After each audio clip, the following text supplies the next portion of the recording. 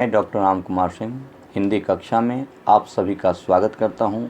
आज मैं केंद्रीय माध्यमिक शिक्षा बोर्ड दिल्ली द्वारा कक्षा 10वीं कोर्स अ के लिए निर्धारित पाठ्यपुस्तक कृतिका भाग 2 के अंतर्गत माता का अंचल पाठ के प्रश्नोत्तर पर प्रकाश डाल रहा हूं।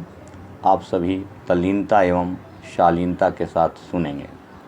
तो इस पाठ्यपुस्तक से पहला प्रश्न है, इस पाठ का पहला प्रश्न है, प्रस्तुत पाठ के आधार पर यह कहा जा सकता है कि बच्चे का अपने पिता से अधिक जुड़ाव था, फिर भी विपदा के समय वह पिता के पास न जाकर माँ की शरण लेता है। आपकी समझ में इसकी क्या वजह हो सकती है? तो इसका मैं उत्तर बता रहा हूँ। इसके दो उत्तर होंगे।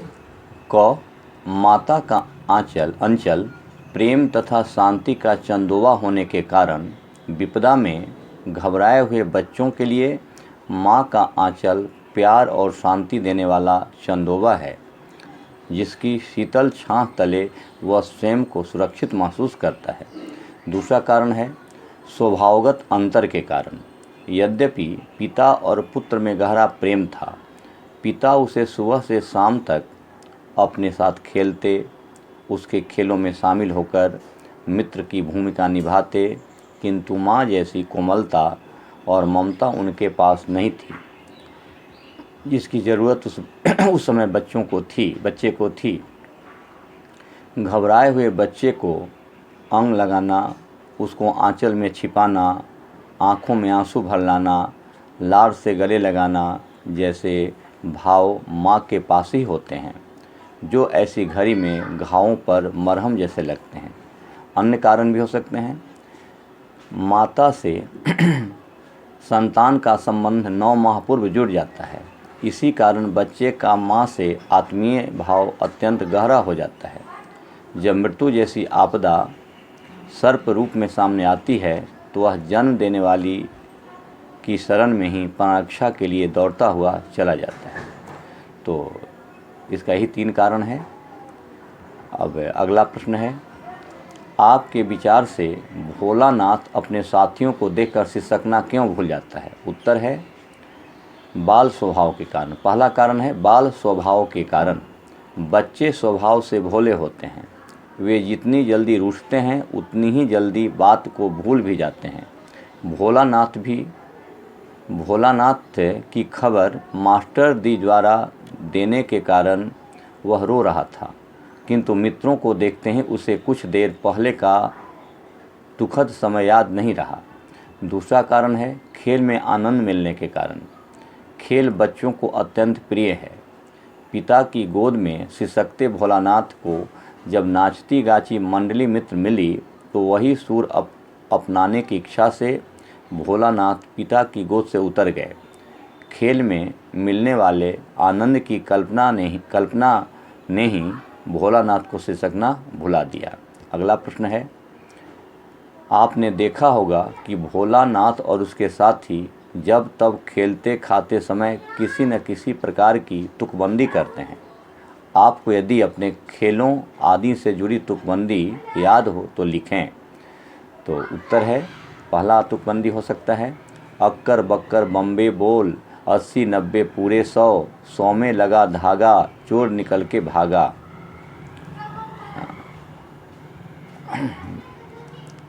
अगला होगा, गुल्ली डंडा रेत में, दाना मछली पेट में, ताकत लगती खेल में, हाथ मिलाओ मेल में। और भी ऐसे हो सकते हैं तुकबंदी।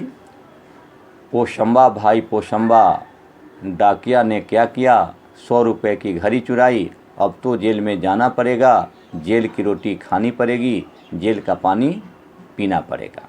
तो यह तुकबंदी रहा। अगला प्रश्न है, भोलानाथ और उसके साथियों के खेल और खेलने की सामग्री आपके खेल और खेलने की सामग्री से किस प्रकार भिन्न है? तो इसका उत्तर है, भोलानाथ और उसके साथियों के खेल और खेलने की सामग्री आज के खेल और खेलने की सामग्री से अधिक भिन्न थी। पहले बच्चे अपने घर से बाहर दूर दूर तक जाकर खेलते थे। माता पिता को चिंता नहीं होती थी किंतु किसी प्रकार का कोई डर भी नहीं था। बच्चे टूटे फूटे बर्तनों, कागज़ का नाव तथा अन्य वस्तुओं के साथ ही खेलते थे। उनके अधिकतर खेल खेतों, मैदानों तथा खुले स्थानों पर होते थे। लेकिन अब समय बदल गया है। आज अपहरण की कितनी घटनाएं हो रही हैं। माता पिता अपने बच्चों को अपनी आँखों से दूर नहीं करते। खिलौनों का भी रूप बदल गया है। आज प्लास्टिक और इलेक्ट्रॉनिक के महंगे खिलौने आ गए हैं।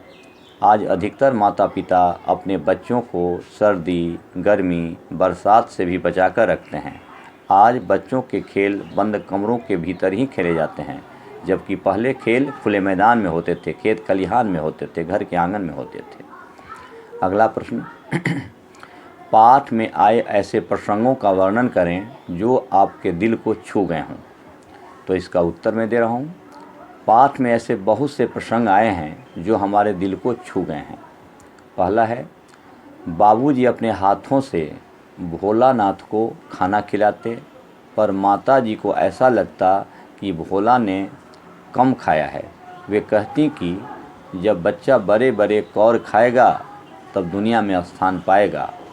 माँ के हाथों से खाने पर बच्चों का पेट भरता है।